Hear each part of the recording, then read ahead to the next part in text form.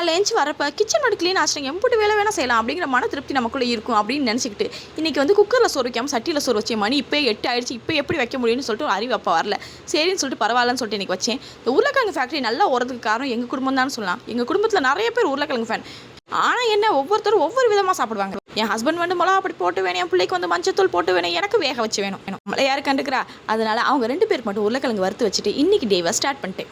இந்த ஊறுகாயினும் எத்தனை நாள் கிண்டி வைக்கணும் தெரியல, 2 நாள் கிண்டி வைக்கணும்னு சொன்னாங்க. வெயிலே இல்லை, சரின்னு சொல்லிட்டு மிக்ஸி மேலே வச்சுட்டு நாளைக்கு டப்பாக்குள்ளே எடுத்து போட்டுன்னு நினச்சிட்டு இந்த பருப்பு குழம்பு வைக்கலான்னு பார்த்தா பருப்பு டப்பா காலியாக கிடக்கு. இன்றைக்கி போகும்போது அம்மா வீட்டில் வந்து சுட்டுட்டு வரணும். சுத்தமாக செய்கிற கேப்பில் இந்த உருளைக்கிழங்கு ஓரமாக கருகிக்கிச்சு. சரி, அதை எல்லாத்தையும் தனியாக எடுத்து வச்சுட்டு அதே சட்டியில் என் புருஷனுக்கும் வறுத்து வச்சுட்டேன். ஒரே சட்டியில் 2 பேருக்கும் வச்சுட்டு பாத்திரங்களை வர வேலை மிச்சம்னு சொல்லிட்டு 2 பேருக்கும் இவனுக்கு கழட்டி வச்சுட்டு அவனுக்கு அதே மாதிரியே உருளைக்கிழங்கு செஞ்சு வறுத்து அதே டப்பாவில் மூடி வச்சுட்டேன். முன்னாடிலாம் 2 பசங்களுக்கு ஆம்லேட் போடுறதுக்கு 2 முட்டையை தனித்தனியாக உடச்சி தனித்தனியாக பொறிச்சு தனித்தனியாக கொடுத்துட்டு இருப்பேன். அதுக்கப்புறம் தான் அடமுட்டால் இது எதுக்கு இப்படி பண்ணிட்டு இருக்கேன், 2 முட்டையை ஒரே நேரத்தில் போட்டு தனித்தனியாக பார்க்க பெரிய பண்ணி இன்றைக்கி கொடுத்துட்டேன்.